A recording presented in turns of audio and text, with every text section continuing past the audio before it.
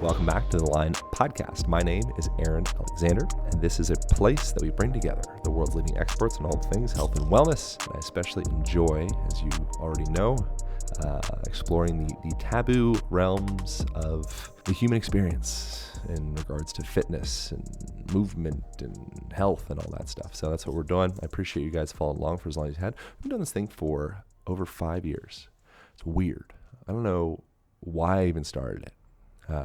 But I'm grateful that I did. A lot of beautiful things have manifested because of its existence. So thank you guys so much for making that a reality. Today's conversation was with my homeboy, Harry Grammer. Harry truly is one of the most important figures that I've had on the podcast, I think.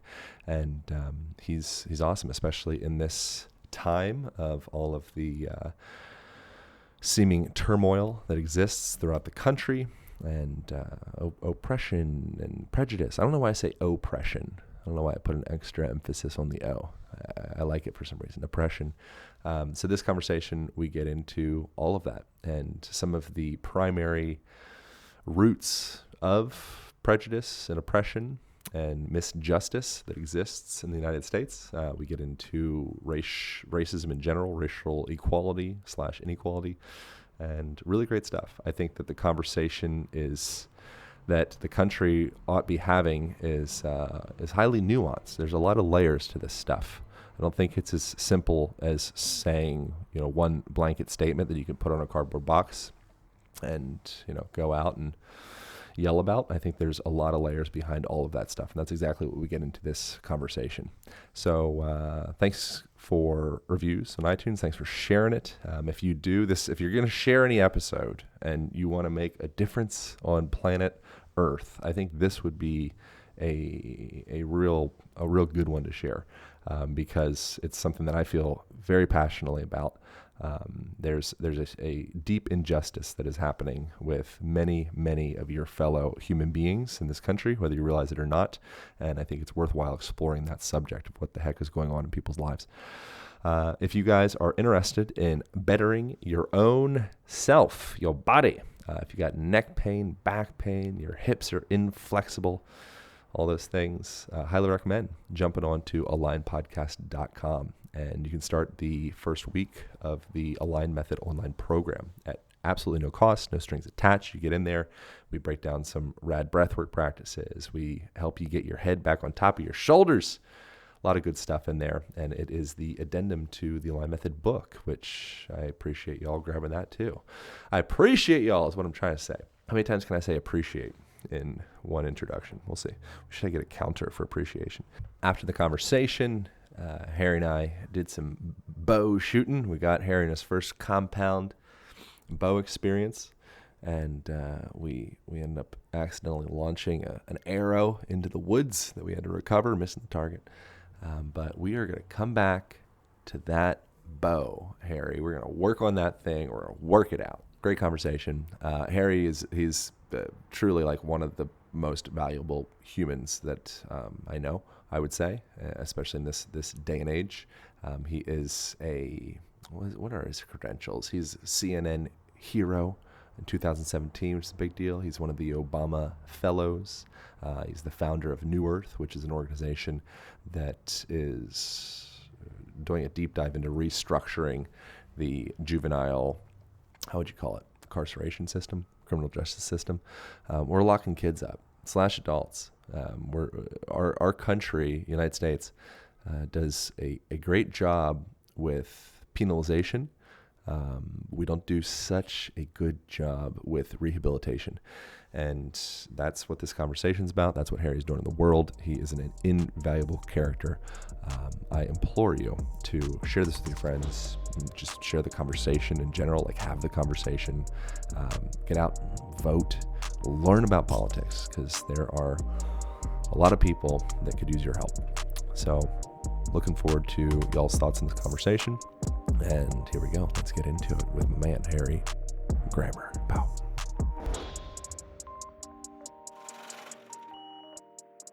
Something that I've been asking a lot of people of color or African American or black people, I don't know exactly what the best way to communicate is. You want to know the word? Yeah, tell me. It's black. Black. Cool. Sorry. So black folks. Yeah, black folks. People use the word folks a lot. I noticed that a lot lately. The folks is always Like, what are you being added saying? on. What are you saying? Black folks is a good one. If you don't know what to say, African-American. no, don't say African American. God, I don't like that. And so Thank you. most people don't. Most black people don't. You know why? It was a word that was invented in the 1980s during a political campaign, and it was first used by Jesse Jackson. I think he wanted everyone to adopt it quickly. I don't think anybody really did, and the only people that did adopt it is mostly white folks. So it's like that's something that sounds politically correct, and for the most part it is. I don't think people are going to get offended when they hear the word at all, but I think within the black community, I think we use I think for the most part we use the word black Americans, black. That's the word we use. Cool. Well, thanks for the clarification. Everybody listening, now you know that's what you do. Yeah. So something that I've been asking a lot of just random black people at the gym, black friends, people like at a party recently, and one of my buddies, his name's Oren. He listens, so he'll probably hear this right now. Hello, Oren. We were hanging out, and I was like, just da-da-da, and then I'm like, oh shit, you're black. Like, how is this hitting you? And then my question for people is like, what is your response to the whole BLM movement and, this sudden abrupt spike in awareness of what's happening with inequality and oppression and prejudice and all of that? And how does a white dude or girl, what's the appropriate response when the world feels so kind of like divisive and tumultuous? Mm-hmm. And if you don't say enough, then you're saying, then that's a form of violence. And then you don't want to virtue signal and just be saying stuff that you're not truly feeling. And then it's a weird line to walk, in my experience. Well, I think it's a good time for everyone, but white folks specifically, and it is just this is the time to hone in on your awareness. Yeah. This is an awareness moment. You got to know when to speak, when to step up, when to step back. I think because the voices are really loud right now. There's a lot of noise, and there's a lot of folks that are trying to get points across that have been ignored for hundreds of years, dozens of years, decades, right? And are trying to speak. So we need to make space and make room for those voices to be heard. But at the same time, it's also a time where, for the first time in my life, I've seen as many white folks out there, being a part of the movement than ever before. I lived in L.A. when the Rodney King riots happened. It looked very different. Even on TV 6 years ago, when Michael Brown and Ferguson, we see, majority people of color out in the streets. I was driving through Laguna Niguel 2 weeks ago. My wife's parents live in Laguna Niguel.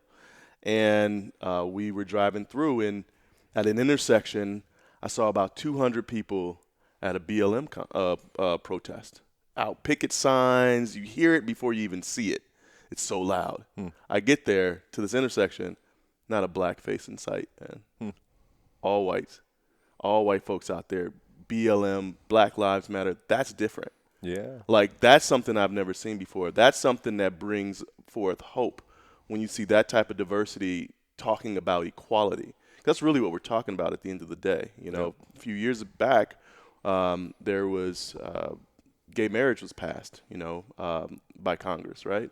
And so there's equality that was happening there. We've been on an equality tip for quite some time, and now we need to deal with what the shadow is of this country, which is the shadow around the relationships between blacks and whites. We really need to deal with that right now. But it's just another piece of the equality that we've been pushing for quite some time. So I can see why folks are jumping on and really seeing and hearing this issue in a new way. It's because we've already been sort of consciously and subconsciously moving towards a more equal, more equity across the entire continent. It's already been going there. The momentum, the drive has already been there. Now this happens, and you see a man get lynched, on national TV, and they show the whole video. You see the life come out of this man. Yep. I can't imagine I can't imagine if there's anyone out there that didn't feel something when that happened. If you didn't feel like that shit was wrong right there, like Yeah. that was wrong, we can't stand for that. Even if they weren't vocal about it, something inside, it's hard for me to believe that there's humans out there that did not feel a little something when that happened, because that was real. You saw this defenseless man get the life squeezed out of him when he was handcuffed and on the ground face down. Like, Yeah. that's heavy. I wonder what your perspective. I've got like so many questions. I wonder what your reaction to the Candace Owens video, which I'd imagine you've probably seen, where she's kind of breaking down like the history of George Floyd, and that black people are the only folks that we end up putting murderers and drug addicts and all these people like up on this pedestal to martyr and this and that. I have my thoughts on that, which I think it's what we're looking at is we're looking at a symptom of a system that's sick. Mm-hmm. And so it's not about the history of the being; it's what created that history in the first place, Mm-hmm. and what's the system that's it's structured such that exists in the first place. But I'm curious how that hits you. Yeah, but I think the word you just said was very key. Structured. It was already structured that way. So it was never sick. It was just we're pulling back the curtain of Oz. It was built not well. It was specifically designed to do exactly what it's doing right now. And now that we're becoming more conscious and we're talking more equality in our nation, I think more folks are coming on board with that all those systems that hurt people, that bring forth pain, that incarcerates, kids and children and folks for no reason. We're seeing this in front of us, and we're saying, wait a minute, this is not right. This is not right. And you got more people coming forth and talking about that. Candace Owens, that's her rhetoric. There's Candace has had a long history of, speaking this way, and she has a pretty large base because of it. And there's a lot of us who feel that it's very possible she could be being manipulated and used possibly to put that message out there. I believe it was the Ohio NAACP, former NAACP president, that came out and said that Candace Owens, came to him 10 years ago. And she was very liberal at that time, and she was complaining about abuse that was happening to her. And he's just really shocked in the way that she's flip-flopped over the last 10 years, to go completely over to the other side of this and begin to blame black folks. I mean, the way she said George Floyd was a criminal, a common criminal, even if he was a common criminal, what happened out there on that street shouldn't happen to anybody, no matter what. That man was defenseless. He didn't have a weapon. There was no one's life at threat there. He went down and he died on that ground because of this system that we live in. And he's not the only one. A week later, Rayshard Brooks was shot in the back, while he was running away at a Wendy's after sleeping in a car, talking to the officers for 30 minutes. And then he's running. He turns around. Okay, he points. He may have pointed the taser. We don't know if he pointed the taser. We just saw him turn around. But he was afraid. He's running. He knows. And even before he pulled the taser out, before he turns around with the taser, Rayshard Brooks, the officer already, before he even turned around, had his hand. He was going for his weapon. So whether he turned around or not, there could have been a fatal moment no matter what. Yeah.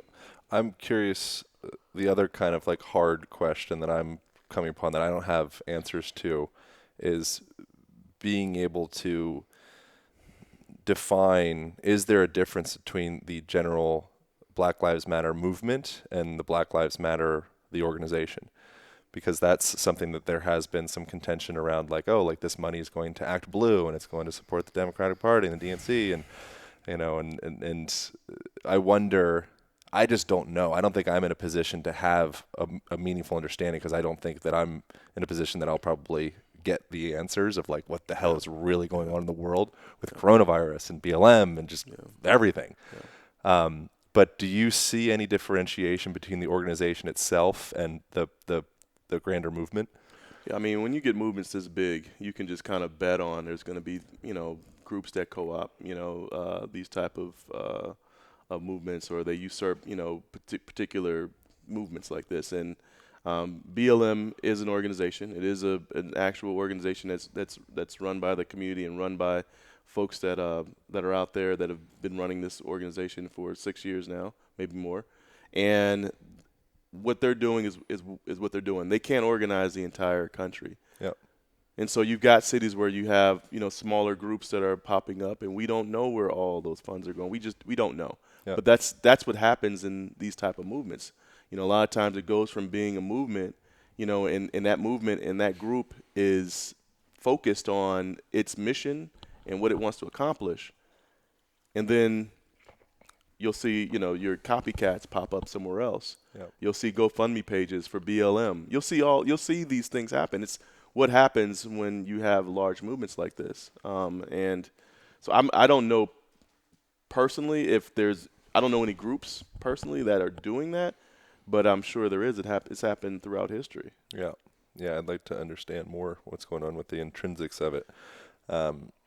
Something that another really interesting idea that it's just kind of coming to my awareness in a deeper way than I ever had before. It's things that I kind of tacitly held beliefs, but it wasn't to the same degree now, where it feels as though slavery has just been redistributed. And this isn't my idea. This is stuff that I've gathered, but the 13th Amendment, and where it's like, okay, like no more of the slavery stuff, unless you commit a crime. And so then it's like so I read the book New Jim Crow, White Fragility, and that was one of the things that it got into with that was how oppression and prejudice is highly adaptable, and so we can, because something isn't in the front yard anymore, doesn't necessarily mean that the quantity of it is less. It could just be that we've redistributed it now now it's under the bed, and now it's in the attic, and that's just one idea. I don't know. I'm curious your perception of it. That now it's in our prisons, right? We've got the highest population of inmates in the entire world. There's 2.2 million Americans who are locked up in this country. Many of them, and a large proportion of them, are disproportionately black and brown that are incarcerated. We have the prison industrial complex, right? So where before, how I see it is before we were picking cotton, right? Turning those into bales, selling, and then the slave owner sells the bales. Now we have people that are in prison making products for large corporations in this country at cents to the dollar, and the laws are such that you've got majority of people that are incarcerated of color that are incarcerated for nonviolent offenses, right? So, do they need to be in there? No. Did they commit a crime? Yes. Are the laws set up so people can fail, especially in inner cities and in heavily populated black and brown communities? Yes. So now we're and not only that, we're also opening up private prisons. So in other words, you and I can just wake up tomorrow and say, hey, you know what? Start a prison, And so what you do is you build this prison, you contract with some of your major, corporations that build computers, builds cars, builds clothing, gadgets, whatever. Say, hey, I'm building this. I've got some, some labor. We're going to pay them, $1.50 an hour. They don't have to go to China anymore to get those things made, where it's going to cost them $2.50 an hour, right? And now that's a whole other industry and complex of private ownership of prisons that are making things for these large corporations.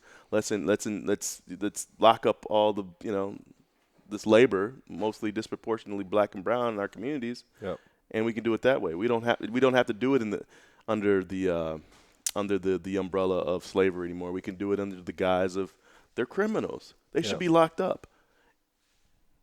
And so, and same things happen. And where they train them as kids. They train them as kids. I for the last 16 years of my life, I've been working for justice for youth, that are incarcerated and kids.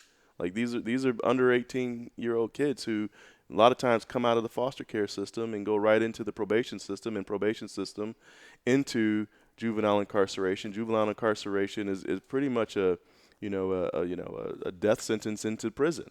And then when they turn 18, it's not like it just stops. They just get arrested at 18. It's just a different type of house you go to that night. You go into the jails, and then jails to prisons. So it's all about stopping that sort of the trajectory, the funnel that gets kids in there in the first place, because then they become the men and women who are then making these products for these companies that are paying $1.50 an hour, and it's a whole other hidden industry there. Yeah. And so and their products themselves. And their products themselves, who are warehoused to come out of their cells at a certain time in the day to go do the job, come back in and sit there for however long, they have to live out that sentence. How does that exist? How does that exist? Yeah. Because same with, I think very much so the same way that a lot of folks, when George Floyd was killed and there was all this uprising, a lot of people said, oh, wait, racism is still here? But didn't Obama, he was president, right? We're done with racism. That's the way. There's just things that folks don't see because they just happen to not be paying attention. It's there. It's there all over the place. But until you look for it, you won't see these type of things. And one other reason why it exists is because people, we call them criminals. As soon as we pretty much, we pretty much denounce them as humans as soon as we say they're criminals. As soon as they're criminals, we're like, okay, they did something wrong, they killed someone. And in our minds, most people, when you think of someone in prison, you think of horrible things. You think of child predator, murderer, some heinous crime. But you don't think about someone who just has a substance issue, who's got locked up for just, sleeping on too many park benches and went from, jail for whatever reason for loitering into prison later on. There's so many different ways and entry points for prison. So we don't think about these folks. They're not all necessarily child predators and rapists and murderers. These are human beings who really just need help. It's very socioeconomic. Yeah. I was researching into the value of an individual prisoner in the United States, and the numbers that I watched your TED Talk, and the numbers that you had were large. It was like $250,000 a year. How does that work exactly? So how that works exactly is that the county of whatever, I'm just going to use California, for example. Yeah. So it works off of their budget, right? So if the, Los Angeles County Probation Department has a $1 billion budget, right? And they've got, say 1,000 kids, or 2,000 kids who are locked up currently, but you've got thousands more that are being processed and booked every single year. They're gonna staff that a certain way. So most of that money goes towards staffing. That's all personnel dollars. And even when your numbers are low, like right now, Los Angeles is really low as far as numbers. There's been a lot of closures in the youth detention facilities, which increases the value of the prisoner, exactly, like a commodity. Because they don't get rid of staff. So you've got the same amount of staff but less kids. So you're gonna triple up, quadruple the amount of staff that would usually be on one kid, supervising one kid, because they can't fire that staff. You've got unions that fight against that. You've got so many different layers to why our probation system is still so very large. And we are actively trying to break that up right now. And he actually even defund it. There's a big defund probation campaign as well as defund the police campaign. That makes a ton of sense. Yeah. Like the defund the police thing, in my limited perspective of what's going on, it almost makes sense in my mind to give more money to police in a way to give them better training and focus on mental health care. And I don't know. I'm just kind of like toying with different ideas. Like reallocate funds, I think would be like, it wouldn't be as good on a cardboard sign. But to just take money away entirely from all police, like a blanket statement like that, it feels like that would be a challenging thing to do in the first place. Well, I don't know if the it would even be challenging the best thing. challenging thing to do is to retrain police. Right. That's challenging. So, excuse me.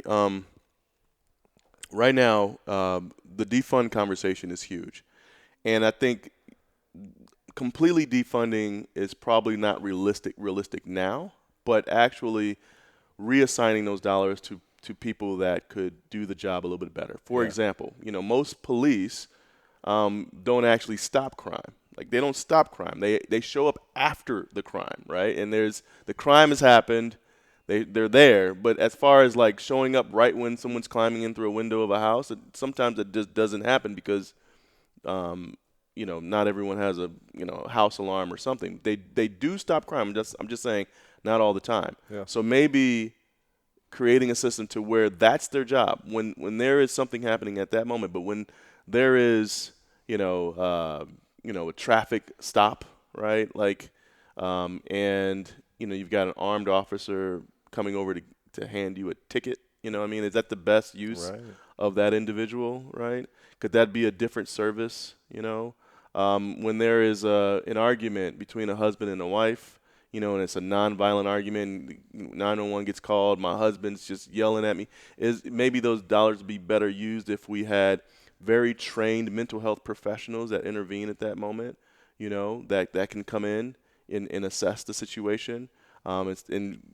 Instead of accelerate this situation, which happens a lot of times when you have armed officers that show up in different situations where you have mental health individuals that need mental health that are that need the right kind of words at that moment, right? That need the right type of sensitivity at that moment, and a lot of times officers aren't prepared for that, and I know that. I work closely with officers. I've worked closely with the probation department. I've worked in the jails. I've seen de-escalation. I've seen, in the streets. I've seen, house arrests. I've seen different things happen over the years, and I know that they also don't want to be considered mental health professionals because they know they weren't trained that way. They're like, why are we doing this job? We should be doing this job, right? Yep. It's fascinating how we have it's completely allegory to the Western model of medicine, where it's like, okay, MD, or you're like a surgeon. Okay, cool. Like, well, I have these cramps. Yeah, right. Like, well, should we cut that shit out? Like, well, I've got the tools. And so it's an interesting thing with when that goes over to our criminal justice system as well, where we kind of have this tool that's supposed to assess all of these different things. All these different things, and they get only trained for one. Right? They get trained to intervene in that moment when there's crime, when there's a crime that happens, and they get trained other ways too. But I'm saying as far as the when assessing or when intervening in, as we're mentioning, these mental health situations, they may not be the best equipped to do that right now. Yeah. Right? And I know folks say, let's just put more training to that. Not everybody can do that. You're gonna, there needs to be their own psychological testing to see if they're even capable to even have psychological conversations with other people too. So you are the person or one of the people to talk to about what does one actually do beyond virtue signaling with a meme on their Instagram to actually take action on it. Because I feel like there's a lot of people that feel pressured to like take a stance and do their thing, and then they'll probably move on with their lives, within a week or so. Like, cool, I did my thing. I put my meme up. Great. Yeah. And it's like, I feel satisfied. But you're a person that's like, no, I'm actually taking a stand. Yeah. so people listening, like, how does one actually get hands in the dirt involved to take, and maybe posting a meme is more meaningful than I'm making it out to be, but yeah. That's a really good question. I think the first thing to do is in any situation where you're sort of in this liminal space, Yep. this disequilibrium, is to first get your footing. Like everyone's kind of shaken up right now. Like just stop, land, look around. What's going on around me? Where internally do I feel some sort of conflict as well? Where are my beliefs? Where do I stand in all of this in the first place? How can I move forward? How can I have conversations with others? How can I educate myself? I think the first thing to do is just to begin to really just get curious. Curious is the mother of possibility. So getting curious is the first thing to do, and to look into where can I begin to find the answers that I'm looking for without needing them to be handed to me, or finding everything on social media. Just for the Black experience, there's so much out there. There's just a plethora of books and movies, and that folks, if you have no idea of what folks have been through and what they're talking about when they say Black Lives Matter, there's ways to just begin to just dig. What would you recommend? I mean, at this time right now, I would recommend Autobiography of Malcolm X be a must read. I recommend anything written by James Baldwin is a must. I recommend watching certain movies, 12 Years a Slave, reading Michelle Alexander's New Jim Crow, like about the prison industrial complex, like really looking at where is the root of all this happening. What I find is that it's all based in socioeconomic distress. These are cities that they're just squeezed out of life, and folks are asking for help. Folks are asking for support. And there's a lot of people out there that says, you know what, just pull yourself up by your bootstraps. There's a lot of people out there that ain't got no boots, and for multi-generations haven't had any boots. Like they've never had boots. So it's like, how do I get out of this hole? How do I pull myself out of this hole? And a lot of times when folks are close to getting out of that hole, there's something that happens, and then they're back down again. It's a constant, fly in a jar scenario of just bumping your head against the top, and you can't get past the lid. And so I think looking around, looking to see where you can possibly learn more in it, if you're interested. If you're curious enough, I advise people to find an organization near to you or nearby, close, and just go and be in that place. You don't have to go and say anything or bring a gift or anything. Just go and be. Yeah. Just listen and find out what are the struggles, from their point of view. Don't come with the prescribed method of fixing things. Just come and be and listen. Yep. And what needs to happen at that point is that at that point you'll know what to do. It may take however long it takes, but it may take some time for you to say, okay, here's where my gift can matter in the middle of all of this. But to be with the people first, because there's trust that needs to be created and nurtured. Folks need to know that folks don't have an agenda. It just that's how we begin to build these bridges. That's all it is. This is a human thing that we're dealing with. Yep. Like, this is all human. It's all me to you. It's all like how we're sitting here. This type of thing can fix it. Right? Just having a conversation, just being together, listening, and just being interested, not having an agenda, and just have a conversation builds trust, and trust builds friendships and relationships. And imagine if we could do that everywhere. Imagine if we can pull, folks in from everywhere to sit down and just let's break bread and let's just talk. Yeah.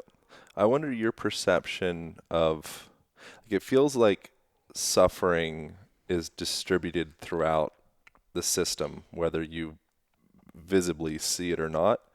So when you look at like the rate of suicide, it's the vast majority is middle-aged white men. And the highest usage of antipsychotic medication, antidepressants, and anti-anxiety and all that stuff. Like, it's the people that are it's the privileged people. Mm-hmm. And so I wonder if it's possible to oppress without oppressing yourself in a sense, even if quantitatively it appears on paper like you're winning. I wonder if it's possible to hit someone without having some type of response on yourself. Mm. You know, so it really feels like it's all we're always together, whether we Yeah. have the idea, the story of separation or not. Like I don't think we can break that togetherness part. And we share that, by the way, too, suicide. So yes, white males have the highest uh, level of suicide, but that's on a micro level. Look at the macro level of the black man. Hmm. Us killing each other, 56 shot in Chicago this past weekend, right? That's the level of that's suicide. There's some that's just a macro level. That's the self of the community self killing itself, right? It's squeezing the life out of itself. Why? Right? And so that's also something to look at. Why are we committing a community suicide, you know? So it's um there's a lot to look at when that comes down to it. I was listening to another, I believe it was another podcast this past weekend, and there was a sense of there being a separation, right? And I think we do that often when it was a black man and a white man having a conversation, and it was an us and them conversation, and then in the middle of that, I'm like, there's part of our problem as well, is that we as a nation have a problem with othering. You know, it's just a deep seated thing that's underneath the rug that we don't talk about, is that how much we other each other. You know, and I was having this conversation the other day, but that comes from between the black and the white man. Yes, it goes back to slavery, but it didn't get capitalized on until the mid 1800s when Jim Crow started. And a lot of people don't know. They know about the Jim Crow laws, but they don't know where the word Jim Crow comes from. And Jim Crow comes from a character that Jim Rice in 1828 played on stage. During an intermission of a theater in a small town in Kentucky, Jim Rice, actor, came out for the first time in history, came out in blackface. Came out in blackface, and he imitated a guy that lived on his street in rags, and he came in when he had his southern black accent, and he laughed a lot, and he slapping his knee, and he had a bird cage on the stage, and he's throwing chicken bones at it and rolling a watermelon across the stage. And it was the first time in history that that wasn't the first time in history that whites imitated blacks. It was the first time in history that it was done as a monologue. And it was done in this isolated way to where everyone was able to focus in, right? And so that got wildly popular at that time. People found themselves fascinated by blackface in the way but the way that this character, Jim Crow, imitated what they saw as blackness at that time. Well, later on, 40 years later, when after Emancipation of Proclamation, after slaves were freed, because of this 30-year really long stint of this character, literally conditioning people, conditioning society up in the North, where they never really had a lot of contact with blacks. The only sort of understanding or idea they had of black people were what they found in these Jim Crow series, that these stage acts. So they're like, okay, that's how black people are. Okay, oh, they're lazy. They love chicken. Oh, they love watermelon. Oh yeah, oh wow. So that became their consciousness of black folks, right? That became what they thought, because they didn't interact with them. They only got what Jim Rice and folks that came after him brought to them of what black people were like. See, without that, we would have possibly had a different idea of who the black man and black women were in this country. But because of that particular stage act, it turned out that way. And then, so after Emancipation Proclamation, during Reconstruction, when there's laws of segregation that needed to go into place down in the South, they just gave it the name Jim Crow laws. And that's how we got our Jim Crow laws, and it just stuck with people. So then that character got immortalized into the laws, and it just went deeper and deeper. So now that particular idea is now law, and we're still today trying to undo that. And I think a lot of folks are trying to consciously untie that in their mind, their prejudice and their discrimination against black folks, because it's so embedded in the fabric. And so that's what I say, like, just drop in and question where these things may be, and then go and look for ways to untangle that, whether it be movies or books or dropping in at a community center, and being a part of a community that's looking to uplift the black community and not further subjugate. Yeah. I wonder your perception of how, this is kind of like harking back to something I was already mentioning, but like how much progress has actually been made since, say, 1865, or, when it was like slavery, front yard, lynching, like, yeah, of course, that's cultural, no problem. Do you feel like we've got Obama and Eddie Murphy and like whether it's like The Rock or he's Hawaiian or whatever, but it's like brown, black, like people are Oprah. Yeah. Like you could have, and in white fragility, they would definitely go against that argument. They have the whole counter argument with that. How much progress actually has been made, because there is the potential just redistribution of all of that oppression and put on a different face. But another argument could be that, like, yeah, white people clearly started on third and black people are kind of like, barely halfway to first, and they're running real fast. But do you have some type of conceptual sense of like, where are we? Yeah. I mean, I think you're right. There was a head start, with whites, and a lot of it came out of just real estate, right? Like just the passing out of real estate in the 1800s and land ownership, and that's where a lot of the wealth came from. And it's because blacks were redlined, all the way up until civil rights movement, and then still in some, still in ways today, still being redlined from real estate where they can't purchase or get the loans that they deserve for properties. I think that has a lot to do with it. Real estate is king in this planet. Like, so if you own real estate, you probably have, some generational wealth. You know what I mean? So that there's power there. There's power with that. One other thing is that, 55 years ago, you and I couldn't do this.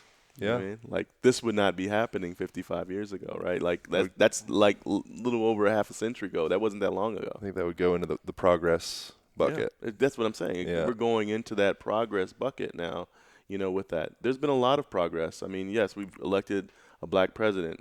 I didn't think I'd ever see that in my lifetime. I don't think anybody ever thought they'd see that in their lifetime. I think, we had folks that ran for president. Jesse Jackson ran for president. Al Sharpton ran for president. I mean, there were so many folks that ran for president, but we never thought we'd had a chance. And then Barack steps up, and he comes out, and he's powerful, he's real, and he's coming, and he's here to make some change. He's going to do the best he can with the Congress he has, to push forward, more equality in this country. Tons of progress there. I think we're closer than ever right now, though.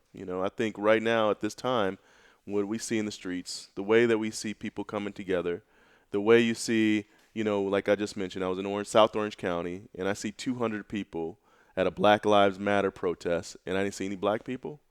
That's progress. You know what I mean? That's people that are standing up, and maybe they were out there for just a weekend. The symbol of it was still important. Yep. It's important for their children one day to see it, or it's important for my children one day to see that this isn't, we're breaking down these barriers, these separations that should have never really existed in the first place. And we're making tons of progress. Are we there yet? No, because it's still a socioeconomic problem. We still need to figure out how to find equality within land ownership, within our banking systems, within our healthcare medical systems. All these systems, we still need to learn how to get more folks what they need. Because, like I mentioned, there are folks that do not have any boots at all. They never did, ever since slavery ended, since the Reconstruction. they've never really had what they needed, and a lot of times because they're living in rural communities or just even in the cities, through segregation, they didn't. So it's only been about 50 years since things started to really move forward. We start breaking down these separation walls, and we probably got a ways to go. Yeah. I wonder what your sense of it boggles my mind in a way that prison systems could be for-profit organizations. What is the argument that makes sense and that's even permitted? It's a business, and I think it has a lot to do with the argument. When I see private prisons go up, it's usually in a community that wants to boost their economy and create jobs, and these private prisons go up in these rural towns, and they can employ 400, 500 people, and they come in with a rah, rah, rah, we're going to give you jobs, But then overnight they'll change some laws too, and the laws will change. And there's only certain folks that are going to know those laws change. And there's going to be some folks who are just got their heads down and they're working every day and they're not really paying attention to what laws change and what laws, they've got, 3 kids and you might be a single mom, and then overnight the laws change and you're like, wait, I'm being arrested for what? I'm being charged for what? I'm in this courtroom because what did I do? Yeah. And you're locked up. And then those are the folks that end up in a lot of these facilities a lot of times. Like I said, you'd be shocked to find that most folks that are in our county jails today are there because of violations of probation. You didn't go see your probation officer, or you didn't go check in with your judge on time, and you just missed too many appointments, and I've been looking for you, and where you been, and I don't believe you. I got to take you in. Oh, you're giving me an attitude. Well, put those cuffs on, and we're just going to take a ride to the station. Oh, you're going to be booked. Oh, you'll be out after the weekend. Oh, sorry, we've got to move the court date out another week or so. Oh, wait, we got to move it again. We got to move it. And you got folks, that happens every single day. And then next thing you know, folks are sitting in jail. Kids are at home, wondering where mommy and daddy are at. And this is our justice system. And it seems to be okay for a lot of folks that are working in that system. It's just a machine. Walk into an LA County courthouse, you know what I mean? And you'll see how sort of monotonous this whole thing is. There doesn't seem to be any intention. Everything's so mechanical. Prosecutor comes in, he's in this and this and that. The judge is late. Judge comes out, he's half awake. And it's just this sort of sleepy, slow moving system for justice. And it's just the way that it is these days. And once again, you go to any LA County courthouse, in any criminal division, and you're going to find disproportionately black and brown people every time. Just walk the halls. As you're describing the criminal justice system, it sounds to me like, going back to like a medical analogy, it sounds a lot like a cancer. Yeah. Like it's taking seemingly benign cells and hacking them in a way, and then it gets within the system, and then it pulls life force from them. Mm-hmm. Yeah, it's that scene from The Matrix when when Morpheus pulls back the curtain and says, we're all going to be one of these one day, and he pulls out a Duracell battery, right? It's like that's what this country runs on. These things generate cash. I mean, courts and jails. I mean, these are money making machines. I mean, and it's private prisons. It's private money machines, but even in the governmental sectors, it drives jobs and money, and it employs people, and it's billions of dollars, and a lot of times you don't know where that money goes. LA County Probation Department, 2 years ago, they discovered, we have $200 million sitting here that we didn't know. It was allocated for the community, but we didn't get it out. It's just sitting here, right? Like, money just gets stuck in places too, where it should have been put to good use and go to community-based organizations that could, actually intervene and support and do interventions. But no, it didn't. And these things happen all the time. You go and you start digging into the books of a lot of these large governmental agencies, you'll see that this isn't working the way that it's supposed to. Yeah. many times, and a lot of folks and a lot of people lose out because of that. It's just the way that it is. So for people listening that are like, I would prefer to rehabilitate or eliminate that cancer from the organism. Yeah. What are the action steps from that? Because again, like all of this stuff, it feels, from my mind, feels very daunting. Where I'm like, I can get angry, but it's actually a sense of like, where do I get traction with it? Yeah, it's intimidating. It's a beast. It really is a beast. Our justice system is a very, very, very scary beast. It really is. And when you're going You've up, been circulated in it, yeah? yeah. And I've been in moments where, when standing up, you have to make a decision on how to keep at it, but not biting it in its leg, right? Because it's that big of a beast, and you're like a poodle, and this thing is a pit bull. This thing is a giant pit bull, and it will eat you alive. I mean, no matter what. And so, you've got the way to go about it is to, once again, find out what's going on, get grounded, look around, then get involved with organizations that are organizing, that are affecting and going to affect change. Would you recommend anyone? Your organization. My organization, New Earth Organization. Yep. We're involved in youth justice throughout LA County. So we also, go up and do policy change and meet with senators and assembly people up in Sacramento all the time, and we sit down and we meet, and we come with agenda. We come with kids that know what they want. The kids should be the ones who are talking to these folks, letting them know, like, this isn't working in my community, so they can help also shift the policy there. The Youth Justice Coalition is another one here in Los Angeles. Anti-Recidivism Coalition here in Los Angeles. There's several organizations that are very much so looking to shift the policy, that are on the front lines every single day, in the faces of our Board of Supervisors, in the faces of our Sheriff's Department, LAPD, with very very articulated lists of demands, Yep. And are really effective. These groups have basically begun to dismantle our probation department here. We went from having 20 youth detention facilities open in 2007, 2008, and down to I think there's 5 or 6 that are open today. Cool. Los Angeles was the largest incarcerator of children in the world for 30 years. And so we incarcerated more kids under the age of 18 than any other place per capita. So that's changing now. So what's changing that? What is it specific? I mean, I think you're explaining, but like, what is it? Because that's cool. Yeah.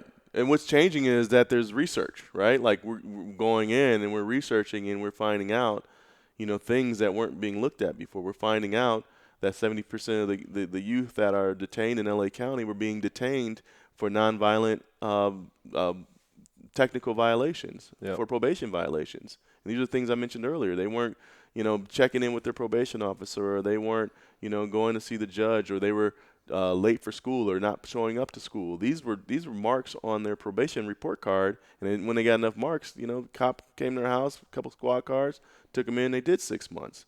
And these are things that are not crimes. The things that they were being locked up for were things that you can easily, if you had the right mentor, even, turn some things around. So we begin to argue that mentorship was going to work far better than their probation solutions. Yep. And they began to listen a little more. They brought in a new probation chief who came in, and on her first day as probation chief, she came in and she downsized by about 400 officers, trying to weed the bad ones out. So you had these revolutionary acts that take place, and And I think that's what needs to happen in most cities where this is still so prevalent is, elect and bring folks in, get out there and vote and bring folks in that can come in and make a real difference, not just more of the moldy old, the same, just the folks who have always come in and continue with the same particular, day to day that's been going on since 1903. LA County Probation Department's been around since 1903. Yeah. So your organization goes in one of the. I'd like to learn more about the specifics of it, but one of the things that you do is it changes the environment of. Is it just juvenile or prison systems in general? No, just juvenile. Just juvenile. Yeah. So it's going in and when a person goes into a place, they become that place. Like that's one of the interesting things that makes human is our capacity for adaptation. You put me into whatever shape, Bruce Lee, like Wata, you become the box. Like you go into that place, you're like, okay, here I am, this is me. And I posted up a thing up on the social media about the Pygmalion effect, which I think Aubrey and you guys talked about, where the Pygmalion effect is this mythological story. This sculptor, called Pygmalion. You know this story already. Yeah, so I apologize. But this sculptor Pygmalion, he created this ivory sculpture of this beautiful woman, and then there was this holiday thing, and he asked Aphrodite to bring him a woman in the essence of his ivory girl or something like that. Yeah. And she granted his wish. And so the Pygmalion effect is that when my perception of you almost it draws those qualities out, and your perception of me draws those qualities out. There's no you and me. It's this interactive dance, And you got to wonder how much of that is your imagination, how much of that is our illusion too, right? It's like this transference that sometimes takes place too, right? Like if we're not careful, we can do. Going back to the Jim Crow, you can do the Jim Crow on somebody, right? You can go back and say, okay, I already know who you are, what you stand for, because I have this preconditioned, mindset that this is who I'm interacting with, and that transference begin to take place. Yep. And now I'm seeing you a certain way, and then because I'm seeing you that certain way, you begin to become that for me. Oh yeah, and you coming up to the say white cop, black guy in the car, black guy in the car, he immediately, likely for good reason, goes into like a fear response. Yeah. Okay, I get tense. I'm starting to sweat a little bit. Okay, like can't keep the hands up and the whole thing. And I have this perception of, okay, what's this guy going to do to me? So I'm painting that on them, and I'm having this physiological response. And then the cops coming up, and this car, they got a taillight out. They're, the tint's kind of jacked up. It's a black guy. Like, okay, like what am I going into this? So he's painting that experience, and then the waves come in, and poof. Yeah, the conflict. Boom. And so it's like that. It's that story. Yeah. Yeah. It's that story. It's that, and they both have a narrative, that collides somewhere in there. Recently someone I knew was pulled over for tinted windows just about a month ago. He's a big black guy, former NFL player, right? And he had a kid in the car who was on probation, and he got pulled over. It took 3 cop cars to pull him over for whatever reason. His windows were tinted, yes, and that's why they say they pulled him over. But the argument was that really the reason? Well, anyways, something very similar happened. The cop came to the window. My friend was in the front seat, and there was just this moment of like tensity because he's 6'4", 6'5", almost 300 pounds, and dark windows, dark shades, dark skin. Like there's that moment, and then for him there's that moment too of like, I didn't do anything, man. Like I didn't do anything, and the cop wouldn't give him a reason why he was pulling him over. It was just like, I need you to step out of the car. And he's like, wait a minute, I'm not going to step out of the car because you haven't even told me what I'm being pulled over for yet. Yeah. So there was this moment, and then it ended up to where it got all the way to the point where because I knew the police in that area, people ran and called me that were nearby that knew me. They called me. They said, Harry, these police are harassing this individual, and I told them put the cops on the phone. And because I knew the chief of that division and everything, I said, look, you guys need to give me a reason right now because we're gonna have a conversation, offline here real soon with your boss if you don't. And they're like, well, they wouldn't give me an answer either. But they said, look, we're just gonna handle this. This isn't any big deal. And then 2 weeks later, we had a roundtable with the chief, with that individual, and with the chief, and we got into the conversation. And then they bring out the body cam footage, right? So we're watching the body cam footage in the chief's office, and there wasn't anything that happened to where when he did get out of the car, they pushed him up against the car, they cuffed him, they put him on the curb. There wasn't the tension you would think that it would take for there to be this aggressive nature. There was definitely an argument because he was like, why are you pulling me over? I'm not stepping out. And rightly so. How many people have stepped out of a cop car when there really isn't a reason, and they end up with a bullet in their back? And that's what's in his mind. Wow. And so I forgot where I was going with this, but the confluence of stories of each other, and how does one start to retool the story culturally? And how do we begin to shift the narrative? I mean, that's really where we're at. How do we shift the narrative? How do we see each other differently? How do we begin to stop othering each other? Yeah.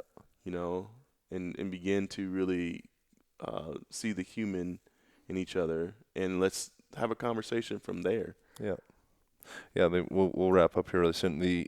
What I think is so amazing with what you are doing is it's when you're putting young people into that system, you're kind of defining them. And like I've been caught up in the system as well. I got like multiple felonies for cannabis related stuff, and had like a gun in the back of my head and the shackles, Hannibal Lecter style, like getting the armored vehicle and taken to court. And I was a flight risk because I lived in Colorado at the time. I want to hear more about this. Wow. Yeah, it was a very fascinating wow. experience. And it was really impressive how dehumanizing it was. Yeah. And so I'm this like massage therapist, rock climber, hippie guy, that's on this rock climbing trip to Canada, and I was at the wrong house at the wrong time, and all of a sudden I get treated like Mexican mafioso situation, because there's a whole story of what, so I got that interesting treatment, which I'm sure would have been different had I been Mexican or black or something like that, but nonetheless it still wasn't good treatment, or my definition of good. But the really interesting thing with it was, one, the people within the cell block, or whatever the term would be, there's maybe like, I don't remember, maybe 40 of us or something like that. And there was like a guy that like murdered people above me, and there was, people that did like bad shit. And then there was all the drug addicts. Right. It was just people that needed help. Isn't that something? You see how you get in that situation, and you start defining, like, I'm looking at myself, I'm like, I'm a fucking criminal, man. I'm like, oh, what did I do? I'm like, nothing. I'm like, nothing. and I'm like, should I start selling drugs? Like, get some, like, what do I do? I'm like, what's happening in my mind? Now look at this. And you were probably what, in your 20s maybe? Yeah, it was like 25 or okay. Yep. Now imagine that for a 14 or 13-year-old, or 12-year-old, who for the first time get the same treatment, shackled head to toe, get thrown in a juvenile hall cell, and all he did was get in a school fight, or too many school fights, because there's school police now, and school fights are a big deal. You can definitely go to jail or go to juvenile hall because you just been in too many school fights. Yep. So imagine you're in the cell now, and they close the door behind you. You gotta leave your shoes outside the door, because they don't want you to use those strings or your shoes to do whatever, kill yourself if you're thinking about doing that. Now imagine that, man. These children, and how their brains are just still developing, and their understanding of the world, their understanding of what's going on is not really there, and they're getting tossed in there. And when you're 25, I mean, arguably, you're still developing. You know what I mean? Sure, you're still at the place. Statistics show 25-year-olds, it hasn't fully formed yet. You're very trauma sensitive at that time, And how long will it take for you to really get around that trauma? You may still be working with it even today, because of that particular incident, for whatever you told yourself at that moment, for whatever that was for you, in how you perceive yourself. You may still be working on that after 25, but that's real. And that is those are the type of laws, those are the type of policies that we need to change, because they're just archaic. They were created many ages ago, and we still operate on them today. A lot of times they're addicts. These folks don't need prisons. They need help. Yeah. They need support. They need love. You know what I mean? Like they just need someone to be there and have a conversation. They need someone to help guide them off of this substance, right? And you get half of your jails that are full of folks who just need some simple help. Yeah. They're not a criminal. They don't have psychosis. They don't, they're not pathological. They're just like, damn, man, like I can't get out of this hole. Yeah. And then once they do finally permitted out of the hole, then they have all of these false floors and traps, and it's like Wizard of Oz trying to navigate parole, I'd imagine, where it's like there's just monsters jumping out, and it's like, oh, I didn't pass my fucking weed pee test. Yep. Or whatever. I had a friend recently, which he's a white guy, and he's in Oregon, and he had some whatever stuff 13 years ago or some stupid number of time, and it was like he had, I think, cocaine and some other things, whatever. Things that a lot of young people have done.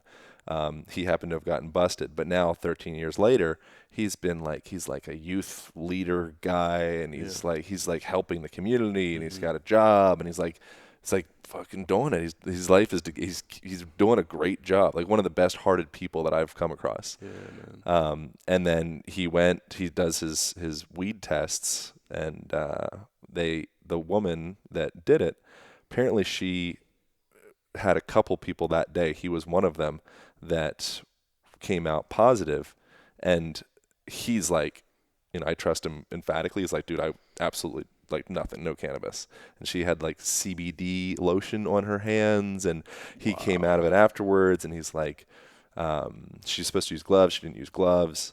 And he's like, dude, I'll do 100 pee tests back to back. I'll do a hair test. I'll do everything.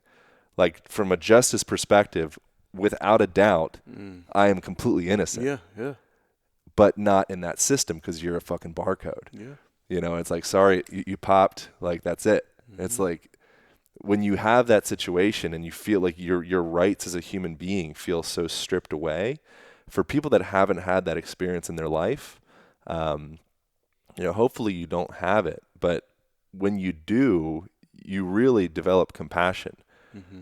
And you understand, you get it, you see it, you have compassion for those folks, because you see that they're not criminals. Even if they did a crime, they're still not criminals. Yeah. Most of them did a crime. They made a mistake. They probably had a ton of remorse around it.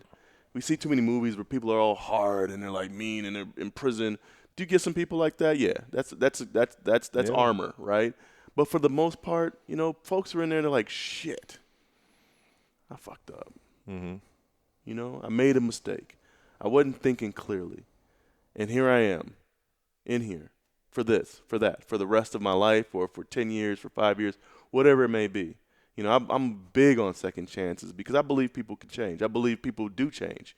Whether we give them the opportunity or not, I think people change. Well, they need a second chance with resources. Yeah. And so that's an interesting thing from if you look at, is it Denmark that has the most kind of like successful in quotations prison system, where like their max sentence, I think, is 21 years unless you did some crazy shit. And it's really hyper focused on rehabilitation. Their recidivism rate is super low. United States is like, it probably varies from state to state, but like 85% or something like that. LA County is 85. LA County is 85%. That's insane. That's a failure. That shows you it doesn't work. It's like, that's not a failure. What the fuck is a failure? It was never meant to work. It's working exactly the way it was designed to work. That's money. Someone's saying that's failure. Someone over here saying That's cash. Yeah, that's like, 15% got away. right. I had him. I had him. How do we get to 100%? How did he get out of that? How do we get? He was in the snare. That's what He it is. bit. That's what's going on here. In L.A. County, they wanted to create another prison or another, county jail here. I mean, there's just it's ongoing. We're stuck in this hamster wheel of prison making, and it just doesn't stop. And that's got to be first on the agenda. As we're talking about Black Lives Matter these days, we need to be talking about, how do we first stop imprisoning, disproportionately Black and brown folks in this nation. That's first. Let's stop doing that. Let's make that matter. That's the first thing on the agenda, and let's work our way up from there. But is that possible if the system, and I promise you we'll really will wrap up. Do you got to leave here right now? No. What time is it? It's 5. All right. If people are committing crimes, and it just so happens that the way that the system is positioned, that, if you hear a Black neighborhood or Black school, you're like, okay, it's probably, low income and maybe kind of dangerous, and people might be selling drugs and, all that stuff. Like that's just the way that our country is. It's right. And they're right there in itself. Just the fact that we know that. Just the fact that we know if you've got a large concentration of Black or brown people, there's no money there. Like, that needs to just change. So that's where I see it, and I'm like, okay, well, we got to stop arresting them. It's like, well, they're probably committing crimes. It's like, why are they committing crimes? What's the systemic reason beyond that? It's like, well, they're probably, like, I'm a criminal, without a doubt. I'm breaking laws right now, I'm sure. I'd imagine you are too. I imagine everyone in this room is like, there's too many laws to count. Like, we are all criminals. Get over yourself. There's just too, yeah, right. But it's like you're a criminal to the degree that you have possibilities. So if you don't have possibilities, you like, okay, cool. Like, I need to eat. I'd like to have a decent pair of shoes. Like, I'm gonna sell some drugs, and like that. Well, that's the algebra. That's the equation that you're in. And that's the multi-generational way of surviving. Yeah. Right. That's just the way. In these neighborhoods, there's ways to survive because there isn't enough work, because, folks can't advance into, higher learning. You know what I mean? There's just ways to survive, and that's just the way it is. And really, the mentality is some get caught, some don't, but it's been this way for 50, 60 years, and we need to change that. Yeah. Like, we need to completely dismantle all of that so then we can create opportunities. Here in Los Angeles, we saw a huge lead into poverty when the car factories downtown LA, when LA used to be a manufacturing city, and downtown was just full of work and jobs, and people were building cars and making tires and doing all great things. When in 1970, when all those companies went out of business, I mean, you've got South Central right next door. Most of those folks were out of work almost immediately, like overnight. Yeah. And at the same time, we're just coming out of the civil rights movement, so to speak, and it was hard to find work anywhere at that time. So you've got folks who are like, damn. So that's where the rise of gangs happened. In the early 1970s, the Bloods and Crips came out of folks who were just trying to survive, man. It came out of like, okay, Crips stood for community reform in progress, right? Like, that was the first definition of it. Yep. And then it turned into, what it is today, which is a street gang. But it started in a way. It started as a group of people who didn't have what they needed to survive and live, and wanted to progress towards, changing policy in this town. And when things didn't happen fast enough, people had to do what they had to do. Maslow's hierarchy of need, right? The bottom of that hierarchy of need is survival. You can't move into enlightenment or self-sustainability without first taking care of our bodies, right? And my mother used to tell me when I was a kid, she said, you know what? You can't hear this when this is louder. It's just impossible. Right. And it's the truth. So, this is in your head. You're pointing at your head for people listening. Yes. It's pointing my head. Yeah. So you can't listen to your head. You can't listen to your mind. You can't listen to your consciousness. You can't listen to your thoughts, especially as a kid, if you're thinking about where am I going to get my next meal? Yep. And that is really what I'm here to do. You know, my mission, and I've made it my mission for the last almost 20 years of my life, is just to be the service I can for the community. Like, service is my North Star. Yeah. Like, how can I be the best service for folks? Yeah. You know, what does the community need? Like, recently, you know, mostly what our organization has done for the last 16 years is provide direct service to youth that are moving through the justice system. So coming out of jail, so we have programs in youth jails. We have a community center here in Los Angeles where we have really an all-inclusive of education, therapy, counseling, music studio. We got meals. We get transportation for kids to come out of the hood to come to where we are in Culver City. You know, it's really an all-inclusive for kids who really have had trouble traveling through the justice system. And then we also provide job training, and then we place them in work in our organization and outside our organization. When COVID hit, you know, and everyone had to stay at home, when we couldn't go into the jails anymore because they weren't allowing outsiders to come in and do programming there. And at our school, you know, kids went to Zoom, you know, and we had our instructors were teaching from home and Zooming with kids at home. You know, right away I knew in March, right as soon as the stay at home, I'm like, this is going to be bad for people that need food, you know. And we've got about a 2-week window. I held a meeting with my team, and I said, we've got about a 2-week window before this starts to hit the fan. Because 2 weeks is, you know, they got their last paycheck, right? And then folks got laid off. And you got about a 2-week window, maybe a 4-week window before they can't feed their families anymore. And these are families of the youth that we serve, you know. So I said, let's begin to stock up on food. Call everywhere. Call Trader Joe's, call the food bank, call distributors. Let's just begin to get food in here so we can begin to create a system. We've never done this before, but we got to pivot for these people. We got to meet a need. Let's load up with as much food as we can. Oh. Within a week, we were running a pop-up free grocery market at our center.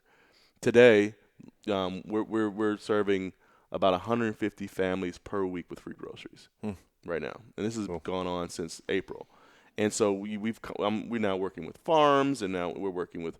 But that is just an example of, you know, meeting the need in that very moment. It's what's the most important for folks who are in the situation right now, and then how can we continue to help funnel more of that into the community? You know, folks think, well, you know, what about your, you know, welfare queens, whatever folks call them, right? Like, they're just gonna just use you and never do for themselves or whatever. Well, this is how I look at it. If you're gonna if it's that serious that you have to do that, then there's a real deep problem in the community. There's a really deep problem in the system if we're at a point and that people just want to scam the system just to get all that they want, right? That in itself is how evident it is that people are just straight out poor, man. You know, and probably much more. Like, I didn't know that this many people would line up to come into my offices, our community center would line up to get free groceries. Like, I had no idea. I didn't do food aid before this, but now that I see it, I'm like, shit. It's bad, you know. People are poor. People are not eating. Yep. And if we could take care of that, if we can, as a community, as Los Angeles, as any community that has these systemic issues of poverty, if we can begin to just say, you know what, let's just put aside the whole thing about these folks just need to do for themselves for a minute, and let's just take care of this issue as best as we can while also teaching how to fish. You can do both at the same time. Yeah. I think we'll see some change. We'll see some difference, you know, but food is number one. Food is a big one. Yeah, people need to feel like they have what they need. If you don't have what you need, it's like you go into jungle mode. Yeah, right. You know, the one thing I want to say before I kind of disagree with myself in that, you know, they're going to do crime and going into the system and all that stuff, because I think that a lot of the laws were created as just directly outright as a means of oppression. Mm-hmm. So such as like the Nixon administration, like the whole war on drugs, Yep.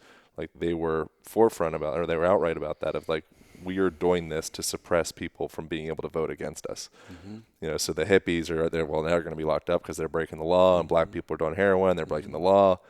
So I wonder your perception of like a Portuguese approach at drugs, and like a decriminalization of drugs. And it's happening, In I think, Oakland, in Oakland. Yeah, exactly. and It's Denver's happening a little bit too, Yeah. right? Like, like psilocybin and, MDMA and, ayahuasca and, decrim in Oakland right now, hopefully we'll see some legalization. I think, like, as far as like, I think what needs to be hurried a little bit are, the therapeutic drugs. I think psilocybin should be taken off that list right away. It's unbelievable, man. It's powerful. You can get a script for any opiate you want, but if you want to smoke some pot, right. you pee hot and you're back in jail. Right. It's like you're doing just 6 trying months. It's like crazy, right? Yeah, right. You got OxyContin, and then you've got it's crazy because it's all about It's insane. It's all about money. It's not just like it's literally it's insane. It's insane. It's insane because you literally cannot technically overdose from cannabis. Like it must take all day, all night ingestion, whatever, to possibly have any type of lethal overdose. Too, yeah. Lethal overdose, but I don't think there's ever been a lethal overdose. With psilocybin either. Yeah, we should go grab a beer after this, though. Yeah. For sure. Yeah. What do people do? How do people support? Yeah, people. I think there's just different ways to support. There's of course coming down and visiting and being a part of the work, which I think would be very valuable for folks that want to do more and want to be a part of it. We're currently designing a new center, and we'll probably be moving into a new location in August, and this will be an all-inclusive location, much larger than what we have today. We're going to include a new indoor farmers market in this place, and it's going to be staffed fully by the youth that we serve. It'll also have an educational center. We're also going to do a multi-purpose center where we're going to hold town hall meetings and community dinners and gatherings, and there'll be sports and basketball and things like that. And we'll also we'll bring the community closer together. So that'll be the New Earth Center that we're designing now. I talked a little bit about it with Aubrey the other day, and we're working together on this idea. And then there's also just giving. There's ways to give. We can folks can go to newearthlife.org, and that's our website. And you can also give. You can learn more about the work that we do at New Earth and what some of our future plans are. Would be awesome. And I think really if you're somewhere not in LA, if you're outside of LA, I think we'll go back to what we talked about earlier. Just build the awareness around you that that things are happening for a reason right now, and there are people trying to within the communities are trying to communicate something that's very painful, something that has been here for a long time. Folks need to be heard. So just build the awareness that that it might be really good to step into those conversations, and then at that point go and maybe look into volunteering or finding out or sitting in at a local town hall or a conversation at your local city council meeting that has to do with the issues that we're facing today in our uprisings and our protests, right? But it's a good time for folks just to get involved locally and listen, and just sit, just go into your be here now, self, and just be with it. Just don't have to say anything. Just take it all in, listen, and check in. What am I working with in all of this? And Thank you, man. And then the do part. Yeah, brother. Yeah, you're. You hear us all the time, blowing smoke up your ass, but you're truly inspirational, just because you're actually in the do.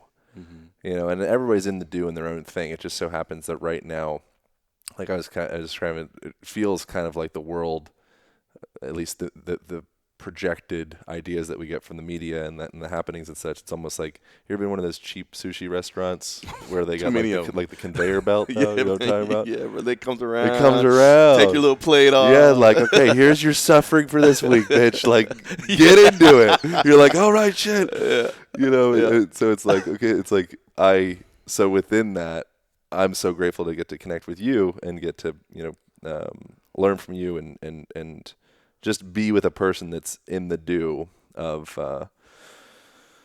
what's happening in the world right now, as opposed to where there's so much just kind of, you know, everything else. Yeah, there's a lot going on, and I'm really grateful for this time with you, you know, and thank you for bringing me in to have this conversation. Yeah, man. You know, these are conversations that we all need to be having a lot more of, and hopefully you and I can have more of these conversations. We'll keep it going. And yeah, keep it going. Keep it going. All right, cool. All right, man. Over and out. Thank you, Aubrey, for hooking us up. If you're listening, over and out. Thanks so much. Bye.